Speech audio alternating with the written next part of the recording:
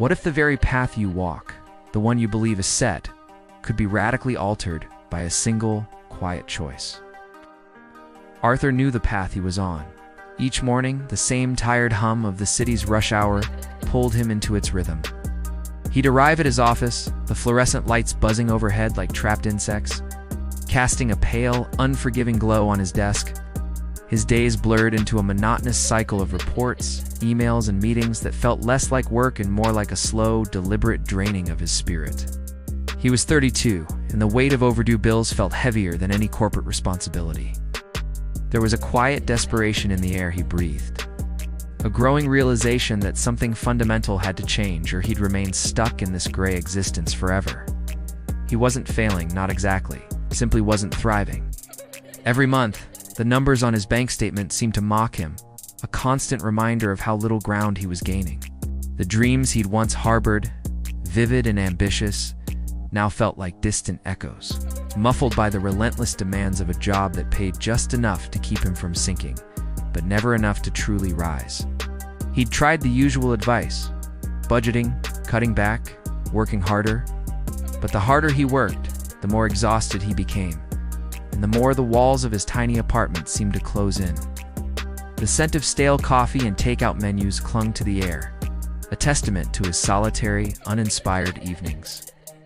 One particularly desolate Saturday, sifting through a box of his late grandfather's old belongings, in the garage a task he'd put off for years, he found it.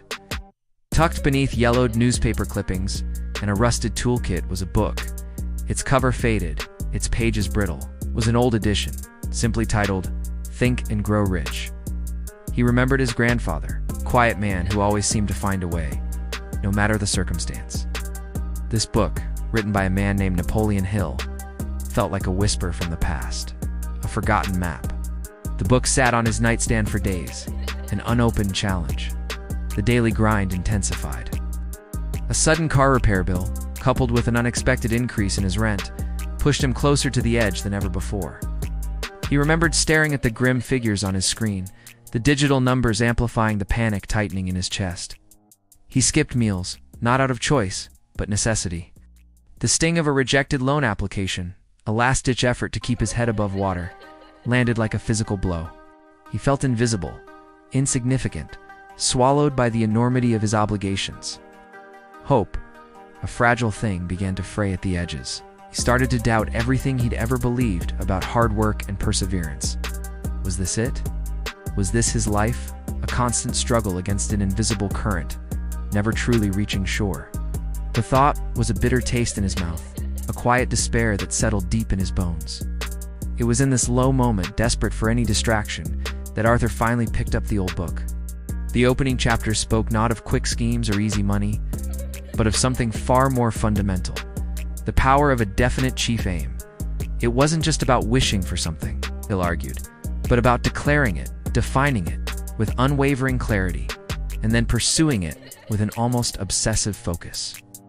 It was a simple concept, yet revolutionary to Arthur, who had always drifted, reacting to life rather than directing it.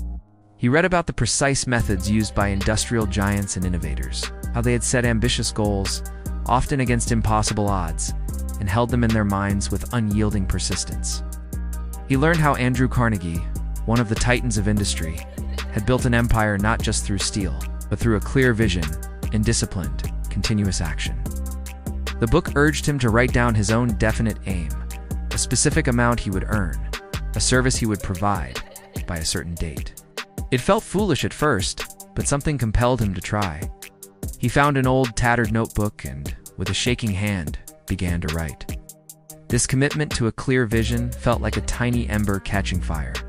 Clarity precedes progress. He repeated it to himself, a quiet mantra. Clarity precedes progress. He wrote it in his notebook. He whispered it in the shower. Clarity precedes progress. Inspired by the book's insistence on continuous learning, a principle echoed by figures like Warren Buffett, who dedicated himself to relentless study, Arthur began seeking out online resources.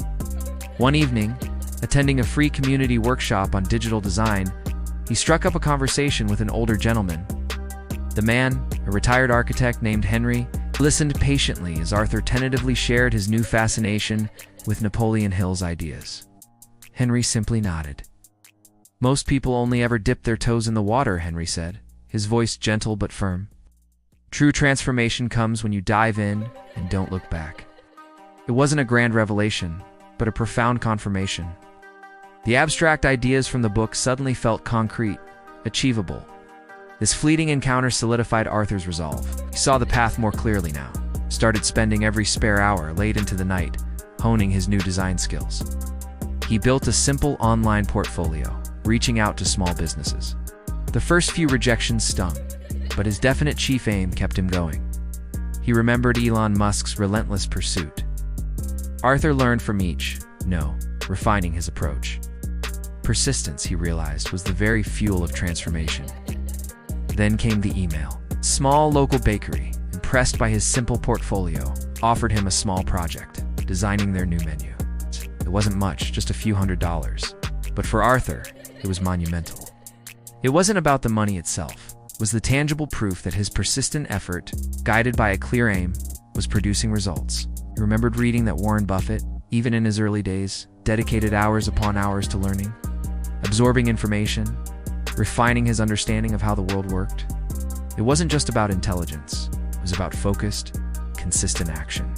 Napoleon Hill himself spent over 2 decades studying the habits of the most successful individuals of his time, proving that these principles were not random, but patterns. Arthur poured himself into the menu design, delivering a product that exceeded the bakery's expectations. Their praise, their genuine appreciation, felt like a warm sunbeam after a long winter. It was his first real win, not just financially, but in terms of confidence. He had taken an idea from a dusty old book, combined it with focused learning, and turned it into something real. The quiet desperation that had once defined his days began to recede, replaced by a steady, growing belief in his own capacity.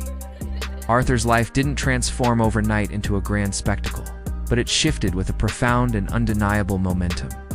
He continued working, building his skills, taking on more projects, each one reinforcing the simple truth he'd rediscovered.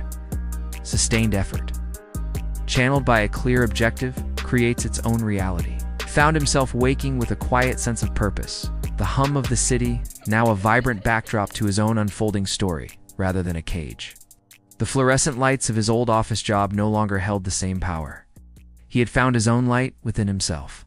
He learned that the most significant transformations often begin not with a loud declaration, but with a silent commitment, a deep understanding that the power to change his circumstances resided not in external forces, but in his own disciplined thinking and persistent action.